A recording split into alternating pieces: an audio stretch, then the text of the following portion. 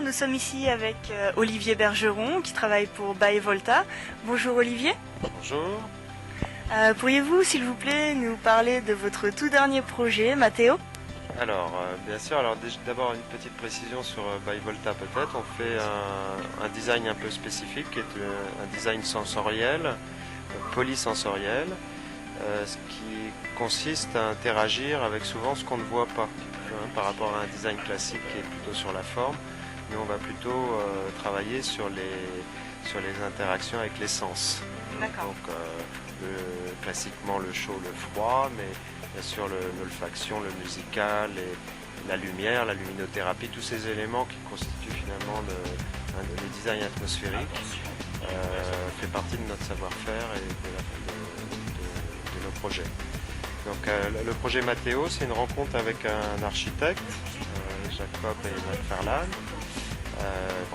Jacob et McFarlane et Brandon McFarlane, qui sont assez créatifs, assez artistiques, et qu'on avait été voir pour un projet de mobilier urbain qui avait pour fonction de prendre un peu le contre-pied de la vitesse dans les villes, en proposant des zones de repos. Une zone de repos, et en brainstormant donc avec lui et aussi avec un anthropologue qui s'appelle Stéphane Juguet, on a réfléchi à un mobilier qui permettait de compenser des effets climatiques, que ce soit du froid, du chaud, de la pollution, un manque de lumière. Donc on l'a appelé Matteo, qui est la contraction de Matteo, et qui permet justement de trouver un lieu d'asile sur une zone un peu plus agréable à fréquenter, en y associant les services classiques d'écoute de votre iPhone ou de recharge de votre iPad, etc. Et dans quel lieu on aurait le plus de chances de voir fleurir ce fameux projet Matteo? Alors Matteo est conçu plutôt pour polliniser les esprits, parce que c'est un peu une œuvre artistique dans sa forme. Donc c'est un geste en fait de créateur. Et il est conçu pour polliniser les esprits sur des problèmes environnementaux. Donc on le trouverait de façon assez évidente sur les écoquartiers qui sont en développement. Il y en a beaucoup en France. Chaque grande ville doit développer sa surface. Et tant qu'elle a développé, ils essayent quand même d'appliquer des nouveaux principes de circulation, moins de circulation, des meilleurs transports. On parle de la ville 2.0, de la ville intelligente, plus d'autonomie. Ça concerne beaucoup la mobilité, moins de mobilité, c'est-à-dire que les services viennent plus à vous. Et c'est une façon, donc ce Matteo serait une façon justement d'informer, d'être une tête de pont un peu de ce réseau d'écoquartiers au niveau de la préservation d'un environnement et d'une meilleure qualité de vie. Est-ce que vous avez une idée de date de lancement? Alors on vient juste de le sortir du brainstorming, donc on en a fait une petite maquette et puis on a décrit les principes actifs de Matteo, du mobilier urbain. Mais donc l'idée aujourd'hui, c'est comme tout projet en gestation dans la banque des projets en gestation, c'est de trouver les clients, les investisseurs, et d'en réaliser le prototype 1 à l'échelle 1. Qui permettra ensuite de déployer sur les fameux écoquartiers. Très bien.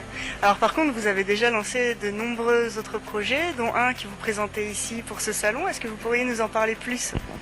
Alors, on s'est un peu amusé sur le salon 16-18 à proposer un bureau de vote pour voter sur les innovations qui sont autour et qui sont souvent d'ailleurs à l'état de gestation, comme Matteo. Et on invite les gens sur un modèle un peu de street lab ou de living lab à donner leur avis sur les différentes innovations qui peuvent être présentées sur le salon. Et cet avis est une sorte de vote, on pourrait en faire un prix du public pour simplifier, mais ça va un peu plus loin que ça parce que le fait de voter crée un avatar, un petit avatar vote, qui va se déployer dans un univers 3D, on appelle ça le serious gaming un peu. Cet univers 3D est programmé avec de l'intelligence artificielle décisionnelle et permet de voir que des fois de voter, si trop de personnes votent sur un projet, ça risque de créer des embouteillages ou des pénuries de matières premières. Pour l'instant, il n'y a pas voilà, c'est une façon, si vous voulez, plutôt d'apporter un peu de science politique à un geste citoyen qui est celui de soutenir ou d'aimer un projet. Et on l'a visualisé à travers une maquette 3D qui est un château, là, puisqu'on est dans le luxe, donc on en a fait un château, un jardin à la française. Au bout de 4 jours de salon, on va resetter l'ensemble des votes et voir comment tous ces petits personnages, ces petits avatars vont se débrouiller pour rejoindre leur cible et donc idéalement obtenir l'objectif souhaité. Et comme ce salon était une première pour ce projet, est-ce que vous pouvez me parler de la réaction des gens ? La réaction des gens est super positive, j'en suis même assez surpris. Je pense que l'originalité du fait de voir que son vote puisse avoir une action sur un territoire complexe, mais qui est le cas de la plupart des votes finalement, sans parler pas seulement du vote politique. Donc la réaction est très bonne et ça me donne envie de de concrétiser un projet qu'on a depuis un moment à Baïbota, qui est celui d'un Smart Cocoon, on a appelé ça, qui est un espace dédié à la rencontre avec le public pour faire du Living Lab de façon ludique, très rapide, créative, et qui est un autre format que celui de la conférence. Il peut y avoir des experts qui viennent animer des conversations, mais on enregistre, si vous voulez, les différentes idées, les connexions avec le public pour en faire une nouvelle génération d'idées à la fin d'un espace-temps défini et définir comme ça des process d'innovation collectif. D'accord. Ça sera designé bien sûr avec du sensoriel et une façon de se détendre et de réfléchir aux problématiques autrement. Très bien. Pour un monde meilleur, vivre ensemble, partager, c'est un peu ces idées-là qu'on aimerait appliquer. Donc ce sont tous de très très beaux projets. Je vous souhaite un très bon lancement pour les projets à venir, notamment pour Mathéo qui s'avère être un projet très très bien. Merci beaucoup. Merci pour votre interview.